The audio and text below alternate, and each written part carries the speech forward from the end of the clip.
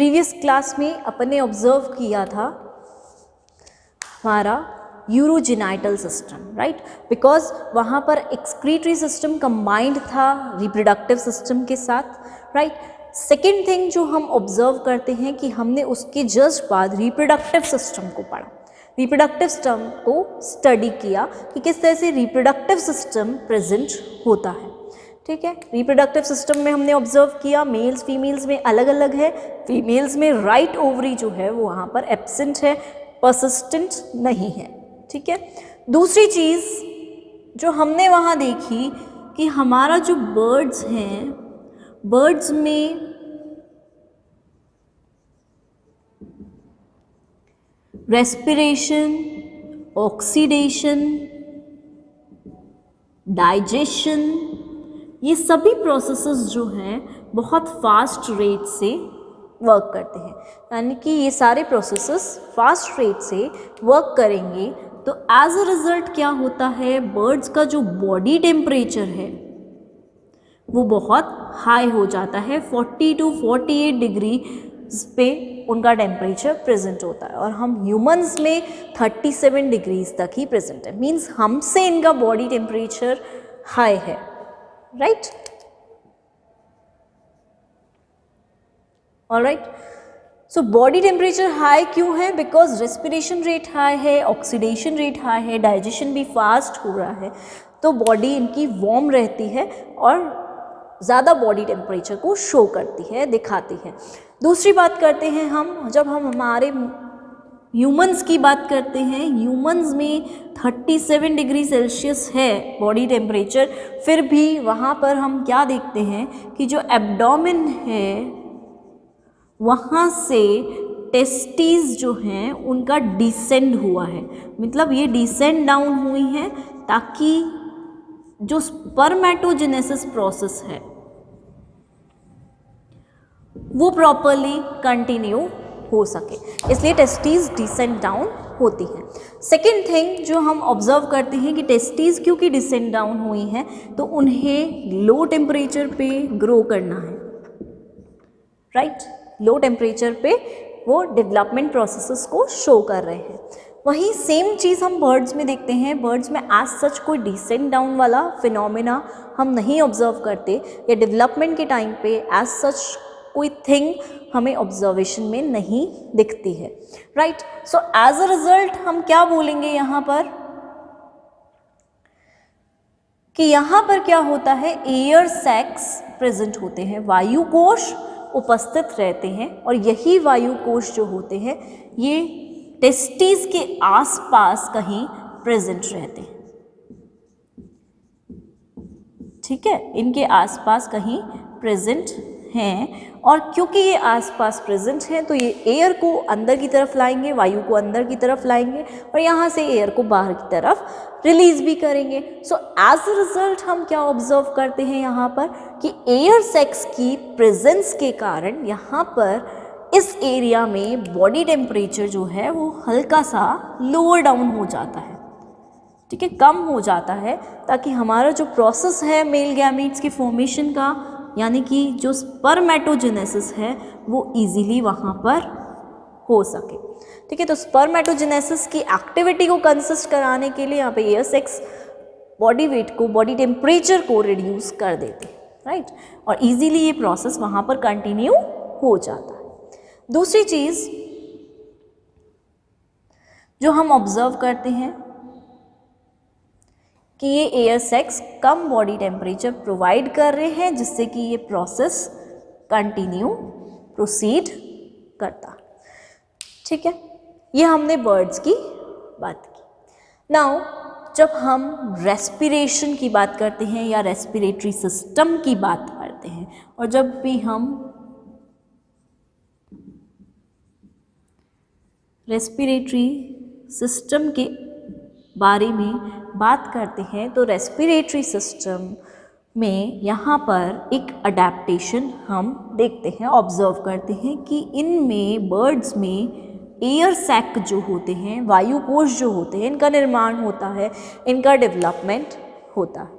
और ये air sac क्या करते हैं, क्यों डेवलपमेंट हुआ है इनका, क्योंकि ये क्या है, इनका एक टाइप से अडेप्टेशन है, ये अडेप्टेशन शो कर रहे हैं, अनुकूलन को शो कर रहे हैं इसलिए। और सेकेंडली अडेप्टेशन क्यों है, क्योंकि बॉडी वेट इन्हें रिड्यूस करना है, क्योंकि इन्हें क्या करना है, आगे जाके फ्लाइट करनी है, उड़ना है, और उड़ने के लिए इन्हें लो बॉडी वेट बहुत ज़्यादा नीडेड होता है। So low body weight is needed for the flight, right.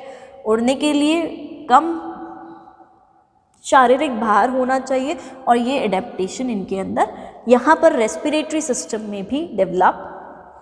जब हम रेस्पिरेटरी सिस्टम की बात करते हैं इनकी, तो रेस्पिरेटरी सिस्टम में कुछ ऑर्गन्स होते हैं जिन्हें हम बोलते हैं रेस्पिरेटरी ऑर्गन्स, राइट।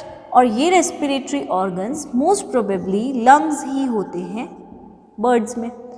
बर्ड्स में लंग्स के थ्रू ही रेस्पिरेशन कंडक्ट किया जाता है, दैट्स वाई उन्हें हम श्वसन अंग या रेस्पिरेटरी ऑर्गन्स कहते हैं। जब हम बात करते हैं रेस्पिरेटरी सिस्टम की, तो वहाँ पर डिफरेंट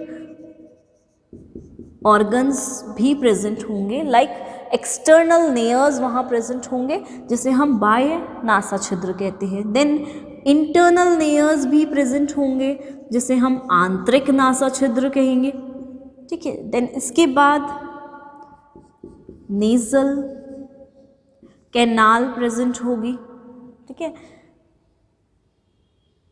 नेजल कैविटी भी बीच में प्रेजेंट हो सकती है, ठीक है। नेजल कैनाल के बाद हम ऑब्जर्व करते हैं ट्रैकिया प्रेजेंट होगा, ठीक है। ट्रैकिया के बाद सिरिंग्स की भी पोजीशन को हम ऑब्जर्व कर सकते हैं। ट्रैकिया हमारे ब्रोंकाई में खुलेंगे, ठीक है। और ये जो ब्रोंकाई हैं हमारे, ये ब्रोंकाई हमारे लंग्स में खुलेंगे, राइट। तो इस तरह से यहाँ पर इस टाइप से स्ट्रक्चर्स ऑलमोस्ट रेस्पिरेटरी सिस्टम को डिफाइन कर रहे हैं। एक और सेकेंड चीज़ जो ऑब्जर्व की जाती है बर्ड्स में, वो है सिरिंग्स, राइट। सिरिंग्स प्रेजेंट होती है बर्ड्स में, एंड सिरिंग्स के थ्रू वो सिंगिंग करते हैं, राइट। सो दिस स्ट्रक्चर, यहाँ पर चेंजेस हैं हमसे, हमारे अंदर लैरिंग्स हैं जो कि वोकल कॉर्ड के रूप में प्रेजेंट है, उपस्थित रहता है। लेकिन यहाँ पर इन ऑर्गेनिजम्स में क्या देख रहे हैं हम, सिरिंग्स देख रहे हैं जो कि सिंगिंग में हेल्प करता है, और प्रेजेंट है वॉइस बॉक्स की तरह ही, ठीक है। तो वॉइस बॉक्स की तरह क्योंकि ये यहाँ पर प्रेजेंट है, तो ये यहाँ पर इस तरह से इम्पॉर्टेंट रोल को प्ले करता है, ठीक है। सो इस तरह से हम बोल सकते हैं कि यहाँ पे सिरिंग्स वॉइस बॉक्स की तरह है। ये सिर्फ बर्ड्स में प्रेजेंट होगा, ये हमारे अंदर प्रेजेंट नहीं होगा। सिंगिंग बर्ड्स जो होती है उनमें और वेल डेवलप्ड तरीके से होता है। सो सबसे पहले हम रेस्पिरेटरी सिस्टम में पूरा सिस्टम ऑब्जर्व कर लेते हैं एक बार किस तरह से प्रेजेंट है, राइट। और फिर हम और अच्छे से चीज़ों को ऑब्जर्व कर लेंगे। जब सिस्टम की बात करते हैं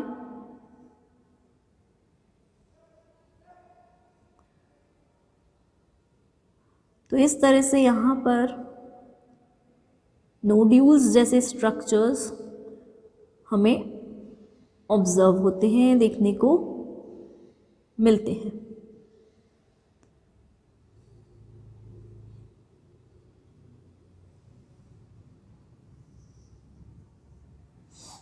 ठीक है।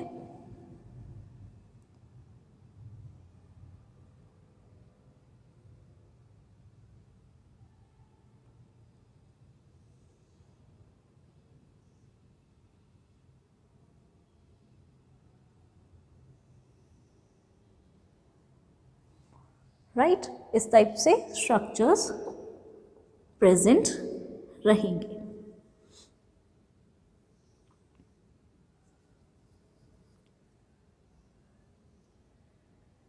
ठीक है, अब यहाँ हम ऑब्जर्व करते हैं कि यहाँ पर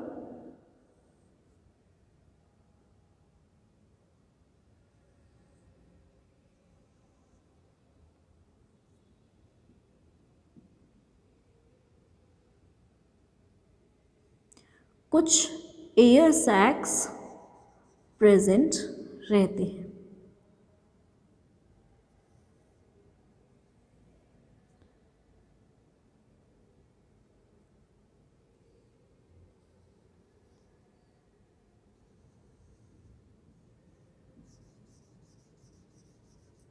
राइट, ये एयर सैक्स प्रेजेंट है।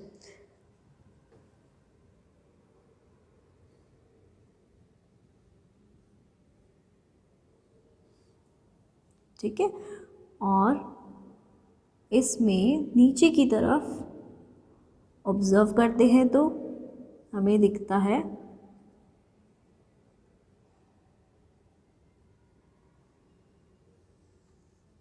लंग्स का स्ट्रक्चर। एक लेफ्ट लंग हो गया, एक राइट लंग प्रेजेंट हो गया यहाँ पर। राइट, ये हो गया हमारा राइट लंग, ये हो गया लेफ्ट लंग। ऑलराइट, नाउ इसी रीजन से दो और एयर सैक्स बाहर की तरफ प्रोट्रूड आउट होते हैं, बाहर की तरफ निकलते हैं। ये हुए यहाँ से। ठीक है, और जब हम नीचे की तरफ ऑब्जर्व करते हैं तो नीचे भी कुछ एयर सैक्स देखने को मिलते हैं। राइट, सो इस तरह से कुछ रेस्पिरेटरी सिस्टम वर्क करता है। इसको हम बोलेंगे, क्योंकि सर्वाइकल रीजन में, नेक रीजन में प्रेजेंट है, इसलिए सर्वाइकल एयर सैक। ठीक है, ये हमारा कहलाएगा क्लेविकुलर सैक। ठीक है, ये हमारा कहलाएगा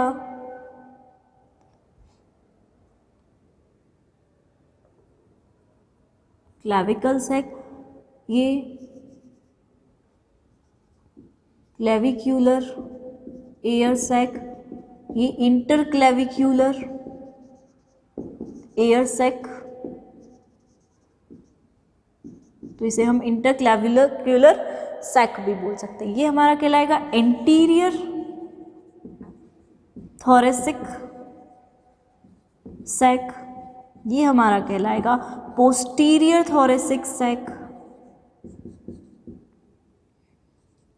और ये नीचे की तरफ abdominal sac. Right,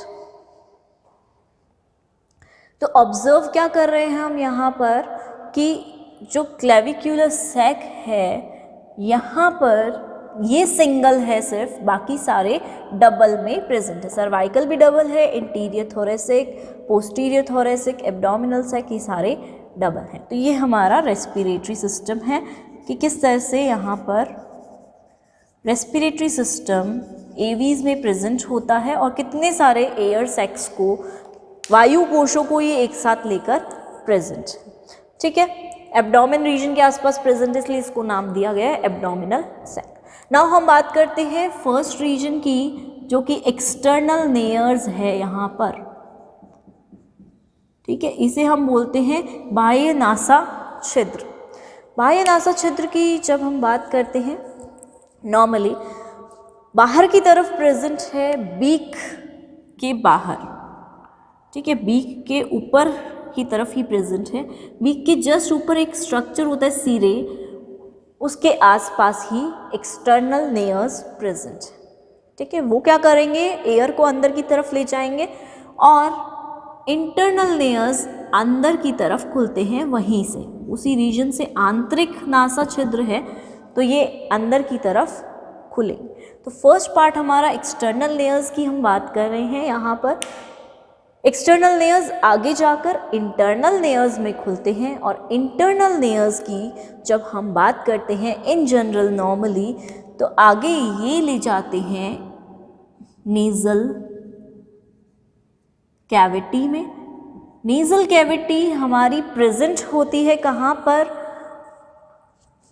glottis reason के जस्ट अबव, ठीक है।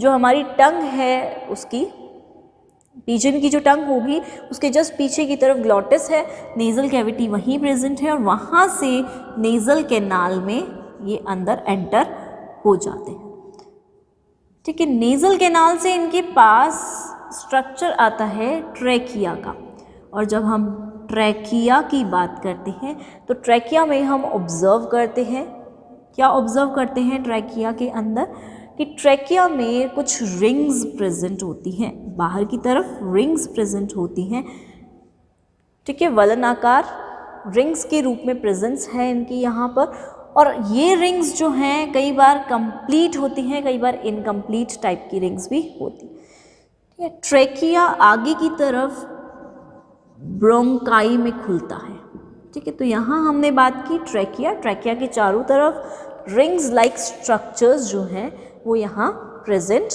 रहते हैं, ठीक है। जब भी हम एक नॉर्मल वे में बात करते हैं तो एक्सटर्नल लेयर्स का स्ट्रक्चर हमें इस टाइप से दिखता है। अब जब हम बोल रहे हैं कि ये रिंग्स हैं तो इन्हें हम ट्रैकियल रिंग्स बोल सकते हैं, क्योंकि ये ट्रैकिया के दोनों तरफ प्रेजेंट हैं, ठीक है। ट्रैकिया के स्ट्रक्चर की जब हम बात करते हैं तो यहाँ पर हम देखते हैं कि ट्रैकिया का जो स्ट्रक्चर है वो कैसा है, एकदम किस टाइप का होगा, बेलन आकार स्ट्रक्चर है, यानी कि बिल्कुल लॉन्गिट्यूडनल सिलेंड्रिकल स्ट्रक्चर यहाँ ऑब्जर्व किया जाता है। सो ट्रैकिया का स्ट्रक्चर सिलेंड्रिकल स्ट्रक्चर के वे में हम ऑब्जर्व करते हैं।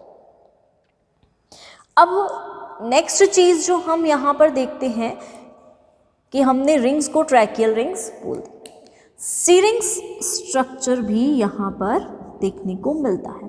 तो जब हम सीरिंग्स को आउटर पार्ट से देखते हैं तो हमें इस टाइप का स्ट्रक्चर दिखेगा,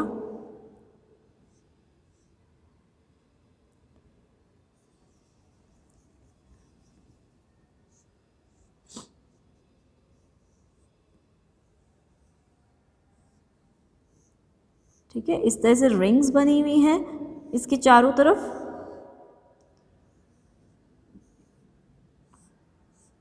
ट्रैकिया है, ट्रैकिया से यहाँ पर ये प्रेजेंट है, तो यहाँ पर हम बोलेंगे ट्रैकियल रिंग्स हैं, ठीक है। यहाँ पे कार्टिलेज भी प्रेजेंट रहेगा, ठीक है। कार्टिलेज के साथ साथ हम यहाँ पर अगर बात करते हैं तो इस टाइप के स्ट्रक्चर्स हमें विजिबल रहेंगे, ठीक है। नीचे ये ब्रोंकाई में ओपन हो जाएगा, ठीक है, और ब्रोंकाई लंग्स से कनेक्ट करेंगे, ठीक है। ये तो एक नॉर्मल स्ट्रक्चर के वे में हमने सिरिंग्स को ऑब्जर्व किया कि बाहर से सिरिंग्स का रीजन जो है वो हमें इस तरह से ऑब्जर्व होता है, इस तरह से दिखता है। अब हम बात करते हैं इनर साइड से सिरिंग्स के स्ट्रक्चर की। सपोज ये इस तरह से है,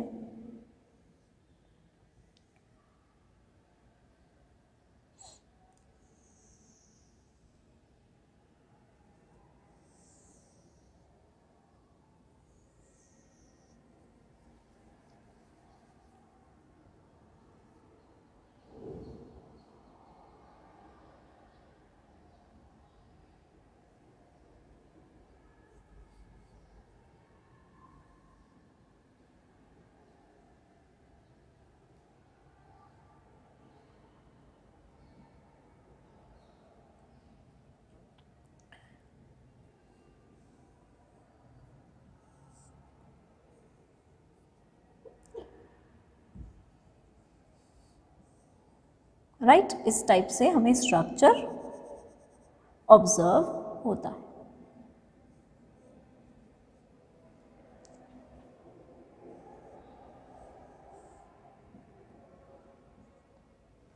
ठीक है, ये जो यहाँ पर हमें स्ट्रक्चर्स दिखेंगे, स्ट्रिएटेड स्ट्रक्चर्स जो ऑब्जर्व होंगे, इन स्ट्रिएटेड स्ट्रक्चर्स को हम बोलते हैं मसल्स हैं, तो सिरिंजियल मसल्स, क्योंकि सिरिंग्स की मसल्स हैं तो इन्हें हम सिरिंजियल मसल्स नेम दे सकते हैं। ठीक है, बिकॉज सिरिंग्स के जस्ट आउटर मोस्ट में, आउटर लेयर में ये प्रेजेंट होते हैं, इसलिए हमने इनको नेम दिया है सिरिंजियल मसल्स। राइट, तो ये सिरिंजियल मसल्स यहाँ पर इस तरह से प्रेजेंट रहेंगी। वहीं अगर हम बात करते हैं यहाँ के रीजन की, ठीक है, इस इनर रीजन में भी हम देखते हैं क्या प्रेजेंट रहेगा।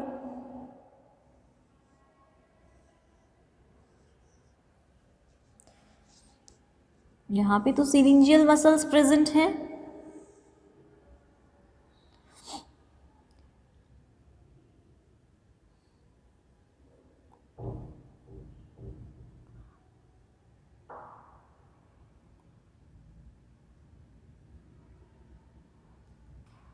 ट्रैकियल रिंग्स प्रेजेंट रहेगी इस सीरिंग्स पोर्शन में। राइट, तो हम सेकंड की बात करते हैं सिरिंग्स रीजन की।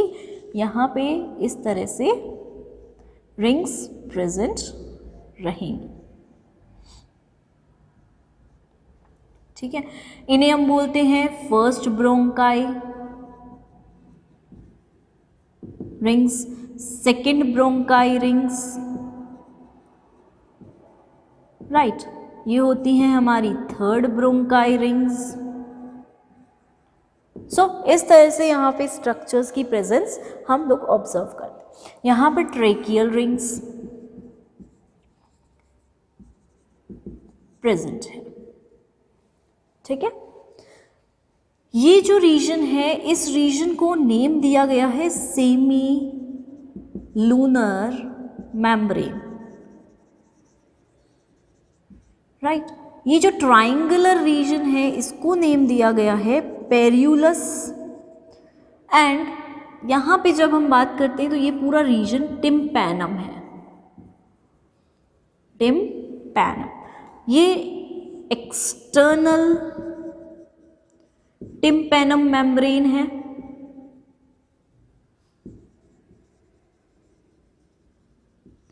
ये जो है ये इंटरनल टिम्पैनम मेम्ब्रेन है। जो इनर साइड में प्रेजेंट है उसे हम बोल देंगे इंटरनल टिम्पैनम मेम्ब्रेन, और जो आउटर साइड में प्रेजेंट है उसे एक्सटर्नल टिम्पैनम मेम्ब्रेन। सो इस तरह से सीरिंग्स का क्रॉस सेक्शन या टीएस हम ऑब्जर्व करते हैं। अंदर से इंटरनली, बाहर से ऐसा है, इंटरनली इस टाइप का स्ट्रक्चर यहाँ पर ऑब्जर्व किया जाता है। अब नाउ जब हम बात करें सीरिंग्स के थ्रू वॉइस प्रोड्यूस होती है तो एक तरह से ये वॉइस बॉक्स की तरह कार्य करेगा। राइट, और यहाँ पर हम बोलते हैं कि जो ये स्ट्रक्चर बनाया हमने पेरियुलस, पेरियुलस स्ट्रक्चर हमारे कोलंबस में ऑलमोस्ट एब्सेंट रहता है, लेकिन ये वेल डेवलप्ड रहता है उन बर्ड्स में। ये हमने बोला पीजन में तो ये एब्सेंट है, लेकिन जो सिंगिंग बर्ड्स होती हैं, सिंगिंग बर्ड्स में ये और ज़्यादा डेवलप्ड रहता है, बहुत अच्छे से डेवलपमेंट को शो करता है सिंगिंग बर्ड्स में। लाइक अगर हम हमिंग बर्ड की बात करें, राइट, और भी बहुत सारी बर्ड्स होती हैं, फ्लैमिंगोज की बात नहीं करेंगे, जो सिंगिंग बर्ड्स हैं मोस्टली उनकी ही बात करें। लेकिन जब हम ऑस्ट्रिच की बात करते हैं या जो बिल्कुल भी सिंग नहीं करती हैं, ऑस्ट्रिच, एमू, तो उनमें इस टाइप के सिरिंग्स लाइक स्ट्रक्चर्स ऑलमोस्ट बहुत लो रूप में डेवलप्ड होते हैं। लाइक गिद्ध की बात करें हम तो सिरिंग्स इतना वेल डेवलप्ड नहीं होता, बिकॉज उन्हें सिर्फ वॉइस निकालनी है, सिंगिंग आज सच नहीं करनी। तो पेरियुलस रीजन पीजन में एब्सेंट होता है, लेकिन जो सिंगिंग बर्ड्स होंगी जितनी भी, उनके अंदर ये प्रेजेंट रहेगा। राइट, अब हम जब इनकी वॉइस क्रिएशन की बात करते हैं तो क्या होता है, टिम्पैनम एक हॉलो कैविटी है, राइट, जो यहाँ पर प्रेजेंट है, और सिरिंजियल मसल्स आसपास प्रेजेंट है। तो सिरिंजियल मसल्स कॉन्ट्रैक्ट और रिलैक्स भी करा सकती हैं इस टिम्पैनम रीजन को। ठीक है, सेकेंडली जो सेमी लूनर मेम्ब्रेन है उसमें वाइब्रेशंस क्रिएट होते हैं। सेम एक्टिविटी पेरियुलस वाले रीजन में भी होती है, ट्राइंगुलर रीजन है ये, तो वहाँ पर भी वाइब्रेशंस क्रिएट होते हैं और उन वाइब्रेशंस के थ्रू उनका जो थ्रोट होता है, थ्रोट से वो बाहर की तरफ अपनी वॉइस को निकालते हैं, राइट। सो इस तरह से इनमें सीरिंग्स के थ्रू वॉइस क्रिएशन ऑब्जर्व किया जाता है कि वॉइस कैसे क्रिएट हो रही है, सीरिंग्स के थ्रू क्रिएट हो रही है। नाउ थर्ड रीजन की जब हम बात करते हैं तो आता है bronchi region, right. Bronchi region पे हम कोई भी रिंग लाइक स्ट्रक्चर्स ऑब्जर्व नहीं करते। रिंग लाइक स्ट्रक्चर्स जो होते हैं वो ब्रोंकाई में एब्सेंट रहते हैं, राइट, अनुपस्थित रहते हैं। मतलब कोई रिंग कंसिस्ट नहीं करता, बट ब्रोंकाई आगे जाकर 2 पार्ट्स में डिवाइड हो जाता है, 2 भाग में ये विभक्त हो जाता है, 2 पार्ट्स में इसका डिवीजन शो होता है।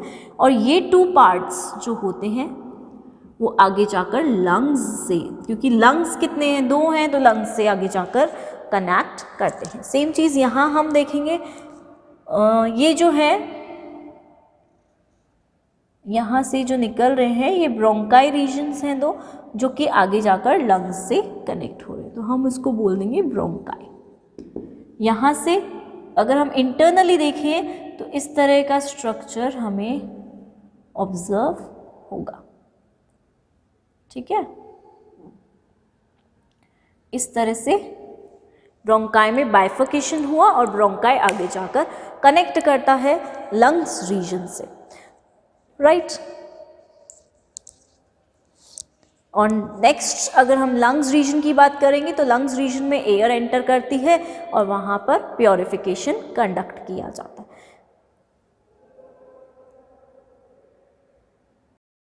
नाउ हम ऑब्जर्व करते हैं, हमने अभी तक पढ़ा था ब्रोंकाई तक, राइट।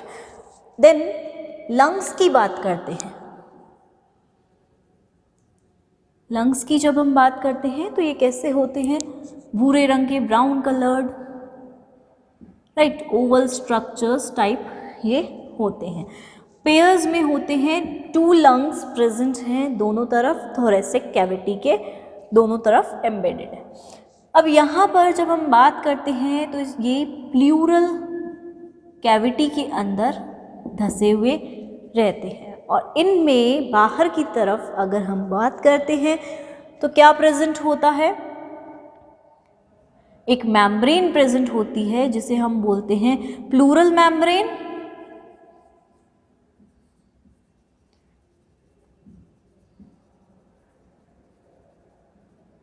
राइट।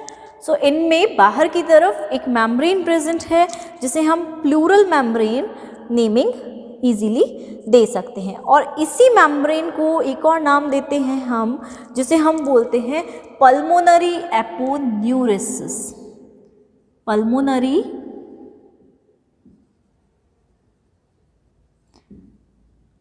एपोन्यूरेसिस, यानी कि पल्मोनरी मतलब लंग्स के बाहर प्रेजेंट है, एपोन्यूरेसिस मतलब पल्मोनरी मतलब तो लंग हो गया, एपोन्यूरेसिस मतलब उसके बाहर की तरफ एक मेम्ब्रेन प्रेजेंट, ठीक है, प्रेजेंट है प्लूरल कैविटी में, प्लूरल मेम्ब्रेन भी कहते हैं और पल्मोनरी एपोन्यूरेसिस भी कहते हैं। जब हम ट्रैकिया या ब्रोंकियोल्स की बात करते हैं तो ब्रोंकाई भी आगे जाकर बाइफर्केट होते हैं और डिफरेंट रीजन्स को फॉर्म करते हैं, यानी कि डिफरेंट रीजन्स ये ब्रोंकाई भी आगे जाकर बनाते हैं। जैसे हम बात करें सबसे पहले की तो प्राइमरी ब्रोंकाई ना, प्राइमरी ब्रोंकाई, देन इनसे आगे बढ़ के हम बात करते हैं तो इन्हें हम कहते हैं सेकेंडरी ब्रोंकाई। और कई जगह पर ये भी ऑब्जर्व किया जाता है कि यही सेकेंडरी ब्रोंकाई और आगे जाकर बाइफर्केट होकर टर्शियरी ब्रोंकाई स्ट्रक्चर्स को फॉर्म करते हैं, ठीक है। तो ये हो गया टर्शियरी ब्रोंकाई, ये हो गया सेकेंडरी। प्राथमिक, द्वितीयक और तृतीयक, primary, secondary and tertiary bronchi, ठीक है। तो ये इस तरह से आगे बढ़ते हैं। सेकेंड चीज़ जो हम यहाँ पर ऑब्जर्व करते हैं इन ऑर्गेनिजम्स में वो ये है कि इनमें लंग्स में एल्वियोलाई एब्सेंट होते हैं, ठीक है। एल्वियोलाई जो होते हैं ये इनमें उपस्थित ही नहीं रहते। इनमें सिर्फ क्या होता है, कैपिलरीज प्रेजेंट होती हैं, जिन्हें हम एयर कैपिलरीज या ब्लड कैपिलरीज भी कह सकते हैं, ठीक है। इनमें कैपिलरीज प्रेजेंट रहेंगी और ये कैपिलरीज आगे जाकर एयर को अंदर लाती हैं और बाहर की तरफ ले जाती है, ठीक है। मोस्ट ऑफ द काम कौन कर रहा है, जो एयर सेक्स हैं, वायु कोश हैं, उनके द्वारा हो रहा है। वो एयर को स्टोर करके रखते हैं। लंग्स जो हैं ये एयर को कभी स्टोर करके नहीं रखते, स्टोरेज नहीं है। एयर को एक साथ इकट्ठा करके रखने का काम लंग्स का नहीं है, सिर्फ और सिर्फ किसका है, वायु कोश का, ठीक है। वायु कोश का ही ये वर्क रहेगा। दूसरी चीज़ जो हमें यहाँ पर देखने को मिलती है, ऑब्जर्व होती है, वो हम ये देखते हैं कि सेकेंडरी ब्रोंकाई को हम एक और नाम देते हैं, मीजोब्रोंकस, ठीक है। हम इन्हें मीजोब्रोंकस भी कह सकते हैं। अब जब स्ट्रक्चर ऑब्जर्व करते हैं तो इस टाइप के सर्कुलर स्ट्रक्चर है,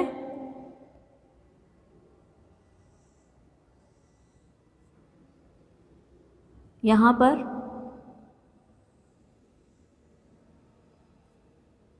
ठीक है, इस टाइप से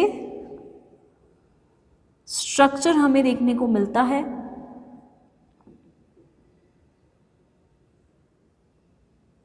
ऑल राइट,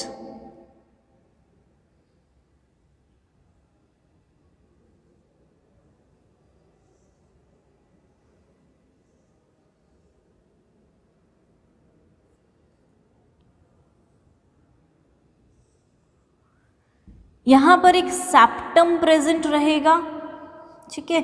ये है एब्डोमिनल सैक, ठीक है, जो कि उधर गुहा में, उधर गुहा के आसपास प्रेजेंट है। ये है लंग्स, और लंग्स के बाहर की तरफ हमने बोला एक स्ट्रक्चर है, ये हो गया ट्रैकिया रीजन, और ट्रैकिया के जस्ट नीचे यहाँ पर हमें एओटा पार्ट भी देखने को मिलता है, यानी कि एओटा भी यहाँ प्रेजेंट है, ट्रैकिया भी हो गए। दूसरी चीज़ जो यहाँ ऑब्जर्व करने को मिलती है वो ये कि हमने अभी अभी पढ़ा कि पल्मोनरी एपोन्यूरिसिस लंग्स के बाहर की तरफ प्रेजेंट रहती है, तो इस तरह का स्ट्रक्चर हमें यहाँ ऑब्जर्व होता है, एपोन्यूरिसिस, ठीक है। थोरेसिक कैविटी की जगह पर ये प्रेजेंट होते हैं। सो इस टाइप से हम लंग्स को ओवरऑल बाहर से आउटर स्ट्रक्चर के फॉर्म में, आउटर बाहर की तरफ से ऑब्जर्व करते हैं। जब हम थोड़ा सा इंटरनल स्ट्रक्चर की तरफ जाते हैं लंग्स के, तो हम ऑब्जर्व करते हैं इस टाइप के स्ट्रक्चर्स को।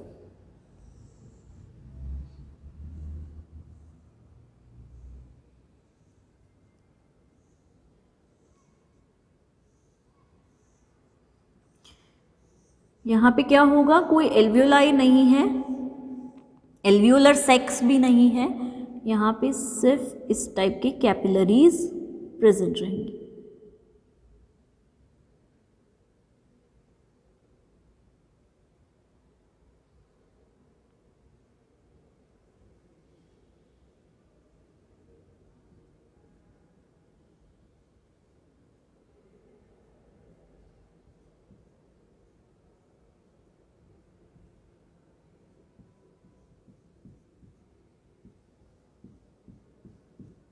तो इसको हम बोलते हैं एयर कैपिलरी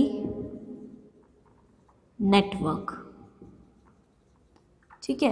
अब हमने इसको बोला सेकेंडरी ब्रोंकाई क्योंकि यहाँ प्रेजेंट है, तो यहाँ हम ऑब्जर्व करते हैं मीजोब्रोंकस को, ठीक है। और यहाँ पे ये पैराब्रोंकाई या पैराब्रोंकस रीजन भी प्रेजेंट रहेगा। एयर कैपिलरी नेटवर्क है, अंदर से लंग्स इस टाइप से हमें विजिबल होते हैं। ये दोनों साइड के लंग्स इसी तरह से होंगे। मीजोब्रोंकस रीजन यहाँ पे है, फिर एयर कैपिलरी नेटवर्क है, पूरा का पूरा यहाँ पर कैपिलरीज प्रेजेंट हैं एयर के, ठीक है। एंड नॉर्मली हम बोलते हैं पैराब्रोंकस रीजन यहाँ पर प्रेजेंट, ठीक है। ये हमने लंग्स का एक सेक्शन, लॉन्गिट्यूडनल सेक्शन काट के ऑब्जर्व किया कि किस तरह से लंग्स अंदर से व्यवस्थित रहते होंगे। अब हमने बोला क्योंकि इनके अंदर क्या प्रेजेंट नहीं है, एल्वियोलाई प्रेजेंट नहीं है, एल्वियोलाई लाइक स्ट्रक्चर्स यहाँ पर एब्सेंट है, तो यहाँ पर एयर को रोकने वाला या एयर को ब्लॉक करने वाला कोई भी रीजन प्रेजेंट नहीं है। एयर ब्लॉकेज यहाँ पर होगा ही नहीं, एयर इजीली आएगी और इजीली बाहर की तरफ रिलीज आउट हो जाएगी। अब क्योंकि एयर कैपिलरी नेटवर्क है तो यहाँ पर ब्लड भी प्रेजेंट होगा एंड ब्लड में एक्सचेंज होगा CO2 एंड O2 का, यानी कि ऑक्सीजन अंदर आएगी और CO2 यहाँ से बाहर दी जाएगी। मतलब एक्सचेंज हो रहा है कैपिलरीज में ऑक्सीजन का और CO2 का, यानी कि फ्रेश एयर का अंदर मूवमेंट, और जो फ्रेश एयर नहीं है उसको बाहर की तरफ रिलीज आउट किया जाता है। बट एयर ब्लॉकेज की कोई भी प्रॉपर्टी हम यहाँ पर ऑब्जर्व नहीं करते हैं। सेम हम इसी स्ट्रक्चर को और अच्छे से ऑब्जर्व करते हैं अगर, तो हम देखते हैं इस टाइप का कुछ स्ट्रक्चर।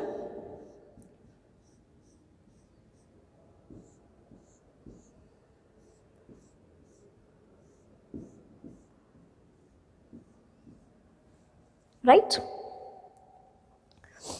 बीच में क्या है, पैराब्रोंकाई या पैराब्रोंकस रीजन जो हमने वहां पर मार्क किया है, और चारों तरफ हमें नेटवर्क दिखेगा, यानी कि एयर कैपिलरी नेटवर्क हमें चारों तरफ दिखता है, बीच में पैराब्रोंकाई रीजन है। तो हम बोलेंगे कि जब हम इसके और डिटेल्ड स्ट्रक्चर में जाते हैं, और डिटेल्ड स्ट्रक्चर में जाके हम क्या ऑब्जर्व करते हैं कि बीच में पैराब्रोंकस रीजन प्रेजेंट है, एयर कैपिलरी नेटवर्क चारों तरफ व्यवस्थित है, यहाँ से एयर का एक्सचेंज हो जाता है, और ये है कैसा स्ट्रक्चर, बाहर से षटकोणीय है, यानी कि हेक्सागोनल स्ट्रक्चर है। हेक्सागोनल सेल्स ऐसे प्रेजेंट रहेंगे यहाँ पर लंग्स के अंदर, और इन हेक्सागोनल सेल्स में एयर कैपिलरी का नेटवर्क भी बहुत अच्छे से डिस्ट्रीब्यूटेड रहेगा। तो ये हमने बात की दोनों लंग्स के स्ट्रक्चर्स की, कि दोनों लंग्स में स्ट्रक्चर्स किस वे से यहाँ पर प्रेजेंट रहते हैं। राइट, नेक्स्ट हम बात करेंगे एयर सैक की, कि एयर सैक कैसे प्रेजेंट है।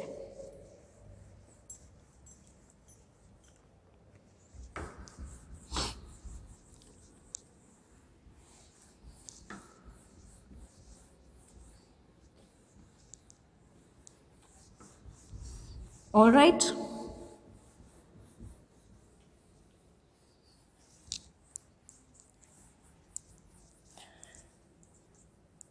हमने एक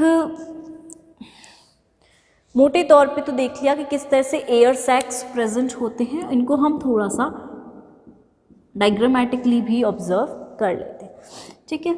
ये हमारा ट्रैकिया आता है, ट्रैकिया हमारा इस टाइप के एयर सैक में खुलता है, ठीक है। यहाँ पे आगे जाएंगे तो हमें एक और मिलेगा, आगे जाएंगे एक और मिलेगा,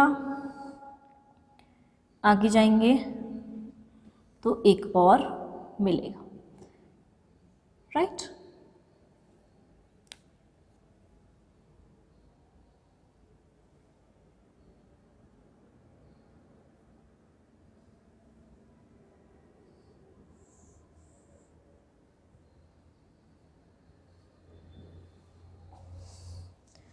इस तरह से ये अरेंजमेंट ऑब्जर्व किया जाता है। एयर सैक का अरेंजमेंट है, वायु कोशों का अरेंजमेंट है कि वायु कोश किस तरह से यहाँ पर अरेंज हैं, ठीक है। ये है ट्रैकिया,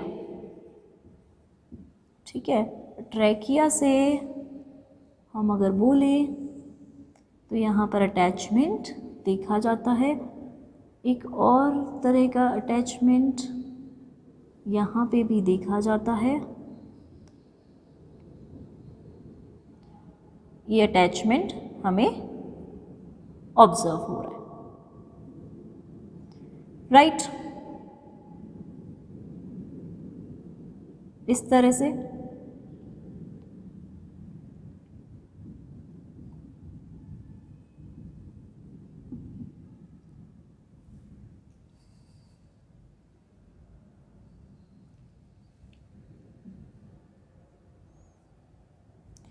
इस रीजन को हम बोलेंगे सेकेंडरी ब्रोंकस। अगेन इस रीजन को भी हम बोलेंगे सेकेंडरी ब्रोंकस। यहीं पे ही हमें कैपिलरी नेटवर्क भी मिलेगा, तो यहाँ पर हम बोलेंगे कि एयर कैपिलरी नेटवर्क प्रेजेंट है, राइट। एयर कैपिलरी का नेटवर्क यहाँ पर हमें प्रेजेंट दिखेगा। और अब जब हम एयर सैक्स की बात करते हैं तो यहाँ पर किस तरह से हमें ऑब्जर्व होगा, ये हमारा हुआ सर्वाइकल एयर सैक, ये हमारा हुआ इंटर क्लैविक्यूलर एयर सैक, ये हमारा हुआ एंटीरियर थोरैसिक एयर सैक, ये हमारा हुआ पोस्टीरियर थोरैसिक एयर सैक, ये हमारा हुआ एब्डोमिनल एयर सैक, राइट। सो इस तरह से एयर सैक्स यहाँ पर डिफरेंट टाइप से प्रेजेंट रहते हैं, ठीक है। ट्रैकिया है, ट्रैकिया भी ब्रोंकाई में डिवाइड हो रहा है और एयर कैपिलरी नेटवर्क भी प्रेजेंट है। तो हम बोल सकते हैं ये स्ट्रक्चर है एयर सैक्स का, स्ट्रक्चर ऑफ एयर सैक। अब जब हम देखते हैं तो हम ऑब्जर्व करते हैं कि एयर सैक जिन के थ्रू, राइट, या जिन ब्रोंक्यूल्स के थ्रू अंदर खुल रहे हैं उनको हम बोलते हैं ऑस्टिया। ऑस्टिया जो होती है वो कैरी करके अंदर की तरफ ले जाती है एंड एयर सैक्स को ओपन कराती है। तो ऑस्टिया इज ओपनिंग। एक और सेको ब्रोंकस रीजन्स यहाँ पर प्रेजेंट रहते हैं, राइट। इस टाइप के रीजन्स भी हमें ऑब्जर्व हो जाते हैं रेस्पिरेटरी सिस्टम में इन एयर सैक्स के रीजन। नाउ क्योंकि हमने बोला 9 एयर सैक यहाँ प्रेजेंट हैं और मोस्ट प्रोबेबली हम बात करते हैं थोरैसिक, पोस्टीरियर, एंटीरियर थोरैसिक की। एंटीरियर आगे की तरफ है, पोस्टीरियर पीछे की तरफ है। तो जब हम बात करते हैं 9 ये एयर सैक्स कॉमन, जो सबसे ज़्यादा इम्पॉर्टेंट हैं, 9 एयर सैक प्रेजेंट हैं, ठीक है। दूसरी चीज़ हमने बोली कि इनकी जो लेयर होती है, मेम्ब्रेन होती है, वो थिन मेम्ब्रेन होती है, ज़्यादा थिक मेम्ब्रेन नहीं होती, ठीक है। नंबर 1 हम बोलते हैं सर्वाइकल एयर सैक। अब क्योंकि इसका नाम क्या है, सर्वाइकल एयर सैक, तो ये किस रीजन में प्रेजेंट होगी, नेक रीजन के आसपास। नेक रीजन में इसकी प्रेजेंस देखी जाती है, इसलिए हम इसको बोलते हैं कि ये नेक रीजन में ऑब्जर्व की जाती है। इस बेसिस पर इसका नाम मिला है सर्वाइकल एयर सैक। नाउ ये है सर्वाइकल जो कि नेक रीजन में प्रेजेंट है, तो इसको हमने लिख दिया नेक रीजन में प्रेजेंट है, 2 इन नंबर है। दूसरी एयर सैक की अगर हम बात करते हैं तो आती है इंटरक्लैविक्यूलर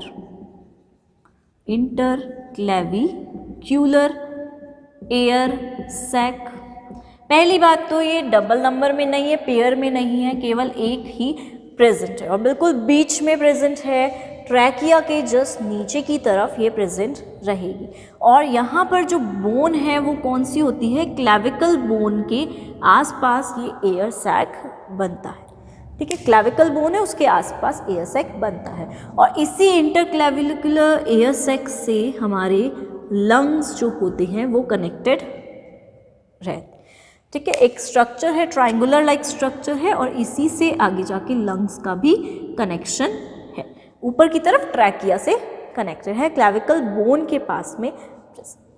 2 इन नंबर नहीं है ये, सिर्फ एक ही प्रेजेंट होती है, ये 2 होती है, पेयर में होती है सर्वाइकल दोनों साइड।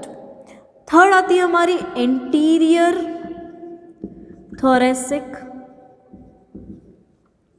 Air sac. ये भी लंग्स से कनेक्टेड होती है क्योंकि थोरेसिक पार्ट में प्रेजेंट है, थोरेक्स रीजन में प्रेजेंट रहेगी, इसलिए हम इसको बोलते हैं एंटीरियर थोरेसिक। लंग के ऊपर वाले पोर्शन में अटैच्ड रहेगी।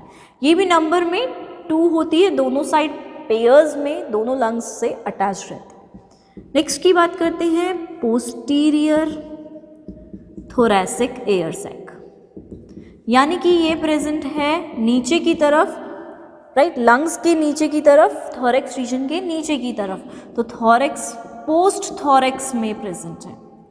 ठीक है, पश्च थोरेक्स भाग में, वक्ष भाग में उपस्थित है। अगेन नंबर में 2 होती है पोस्टीरियर थोरेसिक। और 5वीं आती है हमारी एब्डोमिनल।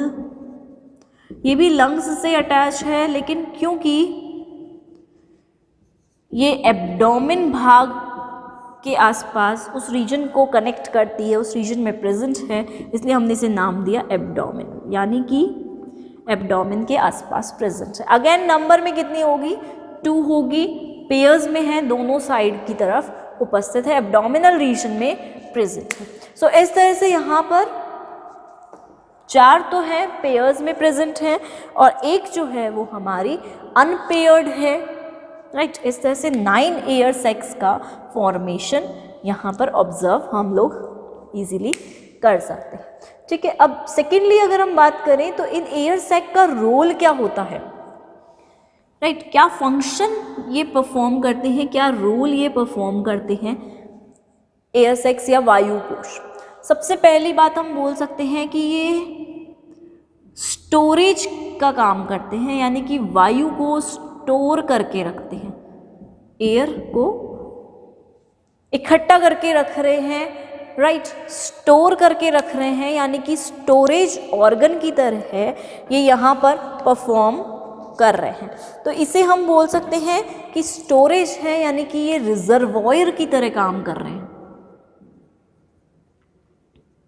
रिजर्वॉयर्स की तरह काम कर रहे हैं, रिजर्व कर रहे हैं एयर को, यहाँ पर इकट्ठा करके रख रहे हैं।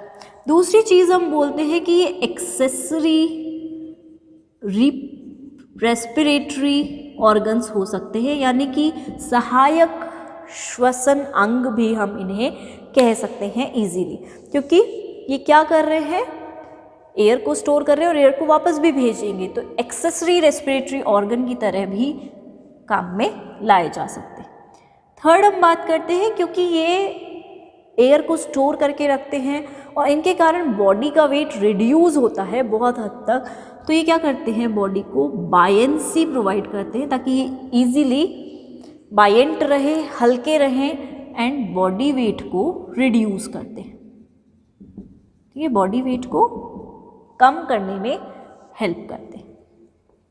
ठीक है, बॉडी वेट कम होगा तो बहुत सारी चीज़ें ये कर सकते हैं, जैसे ये फ्लाइट में हेल्प करते हैं। अगर बॉडी वेट रिड्यूस होगा तो इजीली इनमें फ्लाई वाली थिंग्स भी देखने को मिलेंगी और इजीली ये जो हैं ये फ्लाइट कर पाएंगे, उड़ पाएंगे, राइट। सो इस तरह से हम बोल सकते हैं कि ये एक तरह से यहाँ पर फ्लाइट में उड़ने में सहायता प्रदान करते हैं। नाउ फिफ्थ हम बोल सकते हैं कि ये एज अ कूलेंट भी वर्क करते हैं। ठीक है, एज अ हम बोल सकते हैं कि बॉडी का जो टेम्परेचर है उसको रिड्यूस करने में हेल्प करते हैं, यानी कि उसको गिराते हैं बॉडी के तापमान को, जिससे कि ईजीली स्पर्मेटोजेनेसिस जैसी एक्टिविटीज़ हो सके।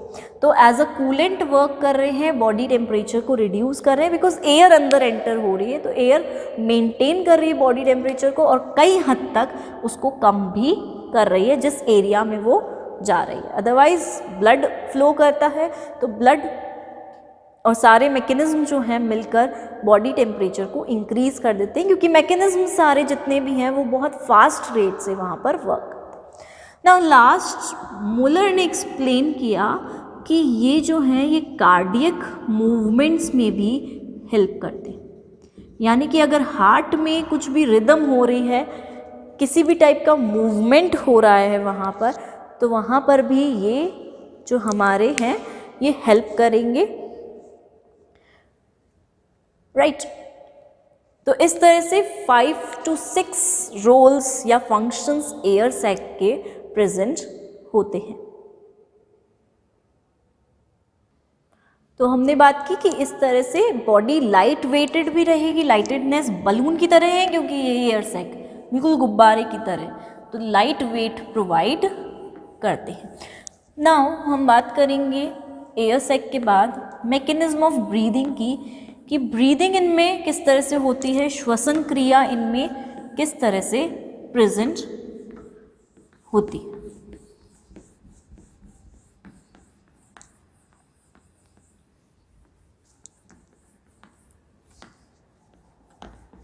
और किस किस पे डिपेंड करती है, यानी कि क्रिया विधि क्या है श्वसन की। सो मैकेनिज्म ऑफ ब्रीदिंग,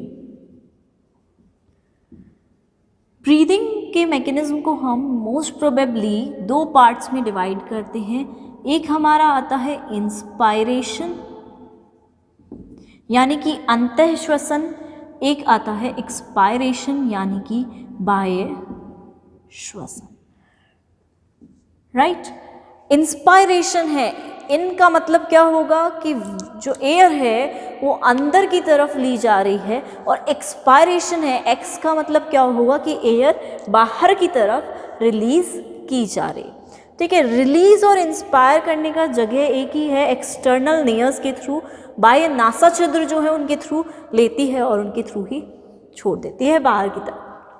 अब जब इंस्पिरेशन की क्रिया होगी तो क्या होगा, नॉर्मली यहाँ पर जो स्टर्नम होगा,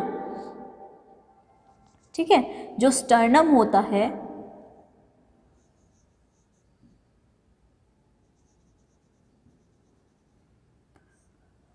वो क्या होगा, ऊपर की तरफ उठेगा, और अगर स्टर्नम रीजन ऊपर की तरफ उठेगा तो क्या होगा, जितनी भी एयर है वो क्या हो जाएगी, एयर सैक्स में चली जाएगी। एयर जो होगी वो एयर कोश, वायु कोश जो हैं उनके अंदर एंटर कर जाएगी, ठीक है। एयर उनके अंदर एंटर कर जाएगी और जितनी भी एयर होगी वो लंग्स के अंदर एंटर करेगी, एयर सैक में और लंग्स में एंटर करेगी। तो एयर सैक्स भी क्या होंगे, फूल जाएंगे, उन्हें जगह मिल जाएगी। एक नॉर्मली जब हम बात करते हैं लंग्स में एंटर करके जब एयर सैक में जा रही है तो उन्हें स्पेस मिल जाएगा, यानी कि स्टर्नम ऊपर की तरफ उठा इसलिए उन्हें स्पेस मिल गया और वो अपनी मैक्सिमम वॉल्यूम में आयताकार में आ जाते, ठीक है। ये तो इंस्पिरेशन की बात हुई। जब एक्सपायरेशन होगा तो क्या होगा, स्टर्नम नीचे की तरफ आएगा यानी कि नॉर्मल पोजीशन को अटेन करेगा, और स्टर्नम जब नॉर्मल पोजीशन को अटेन करेगा तो क्या होगा, यहाँ पर जो एयर सैक्स होंगे वो खाली होंगे और ऊपर की तरफ आने की कोशिश करेंगे। तो स्टर्नम में अटैच होगा, स्टर्नम वापस नॉर्मल पोजीशन पर आएगा, ठीक है। प्रेशर क्रिएट होगा, प्रेशर क्रिएट होने के कारण क्योंकि स्टर्नम वापस से नीचे आ रहा है, प्रेशर क्रिएट होगा। प्रेशर क्रिएट होने के कारण जो एयर सैक में, वायु कोशों में जो एयर है वो बाहर की तरफ आएगी, लंग्स में आएंगी, और लंग्स से फिर एक्सटर्नल नेयर्स के थ्रू बाहर आ जाएगी, ठीक है, बाहर की तरफ रिलीज हो जाएंगे। तो हमने बोला मैकेनिज्म ऑफ ब्रीदिंग 2 टाइप से हो रही है, एक इंस्पिरेशन एक एक्सपिरेशन। इंस्पिरेशन में एक्सटर्नल लेयर से ही अंदर ले रहे हैं, स्टर्नम ऊपर की तरफ उठ रहा है और एक मसल्स भी यहाँ वर्क कर रही हैं जिन्हें हम बोलते हैं इंटरकोस्टल मसल्स।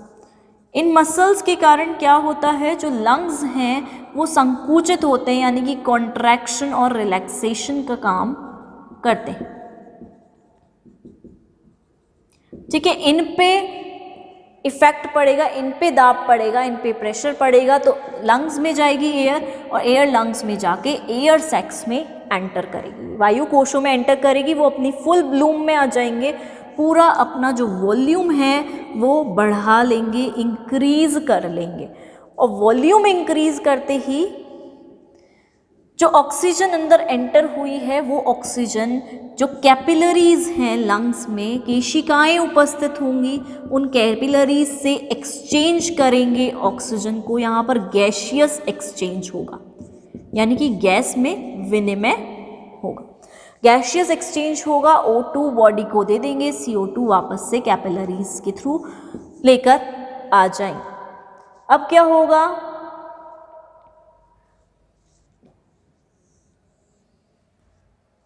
क्योंकि प्रेशर बढ़ चुका है, एयर पूरी फुल हो चुकी है, तो स्टर्नम वापस से अपनी नॉर्मल पोजीशन में आने की कोशिश करेगा, प्रेशर क्रिएट करेगा। एयर सैक्स में, वायु कोश में जितनी भी एयर होगी बाहर की तरफ आएगी, लंग्स में, लंग्स से एक्सटर्नल लेयर्स में आएगी और CO2 एज अ रिजल्ट बाहर की तरफ रिलीज कर दी जाएगी। सो इस तरह से 2 एक्टिविटीज़ हैं, इंस्पिरेशन एंड एक्सपिरेशन। ठीक है, उच्च श्वसन एंड अंतः श्वसन। तो मोस्टली हम ये बोलते हैं कि रेस्पिरेशन की जो एक्टिविटी है हमारी, उसके अंदर 3 फैक्टर्स यहाँ पर वर्क कर रहे हैं। पहला फैक्टर क्या वर्क कर रहा है कि स्टर्नम। ठीक है, स्टर्नम पे काफ़ी सारी चीज़ें डिपेंडेंट है, स्टर्नम के मूवमेंट के कारण जो हो रहा है पूरा मैकेनिज्म बन रहा है। दूसरी चीज़ जो कॉस्टल मसल्स होती हैं, इंटरकॉस्टल या इंट्राकॉस्टल जो मसल्स हैं, उनके मूवमेंट से भी यहाँ पर क्या हो रहा है, रेस्पिरेशन मूवमेंट क्रिया हो पा रही है, ये प्रोसेस कंटिन्यू हो पा रहा है। वहीं अगर हम बात करते हैं किसकी, एक नॉर्मली जब हम बात करते हैं यहाँ पर, तो यहाँ हम बात करेंगे मसल्स का, हो गया एयर सैक का। वायु कोश भी श्वसन क्रिया में हेल्प करते हैं, एयर सैक्स भी क्या करते हैं, जब इंस्पिरेशन होगा तो अपने आप को बहुत वॉल्यूम में इंक्रीज कर लेंगे, बढ़ा लेंगे, लेकिन जब एक्सपायरेशन की एक्टिविटी होगी, बाहर की तरफ रिलीज होगा जब एयर, तो उस टाइम पे ये अपने आप को स्क्वीज कर लेंगे, अपनी वॉल्यूम को घटा लेंगे, यानी कि बहुत कम कर लेंगे। और वॉल्यूम कम हुई इसका मतलब साफ साफ है कि आगे बाहर की तरफ एयर रिलीज की जा रही है। तो इस तरह से क्या होता है कि लंग्स में कंटिन्यूअसली लगातार एयर फ्लो करती रहती है, यानी कि लंग्स में एयर रहती है और यहाँ पर जो भी कैपिलरीज होती हैं, एयर कैपिलरीज प्रेजेंट है, वहाँ पर उस तरह से वो फंक्शन करती रहती। तो लंग्स में हम बोल रहे कंटिन्यूअसली एयर फ्लो कर रही है। अब इन स्ट्रक्चर्स के अलावा और कोई मूवमेंट नहीं है, ऐसा नहीं है किसी भी बोन में, किसी भी अस्थि में कोई भी मूवमेंट नहीं है रेस्पिरेशन के थ्रू, सिर्फ इन 3-4 स्ट्रक्चर्स पे अफेक्ट पड़ता है। लंग्स अपना वॉल्यूम चेंज कर लेते हैं, लेकिन इनके अलावा कोई और बोन अफेक्ट नहीं होती। तो हम यही बोलेंगे कि no other bone is affected by this, right. So कोई भी दूसरी बोन का कोई अफेक्शन नहीं है। तो इस तरह से मैकेनिज्म ऑफ ब्रीदिंग बोल सकते हैं हम, या मैकेनिज्म ऑफ रेस्पिरेशन यहाँ पर फंक्शन करता है।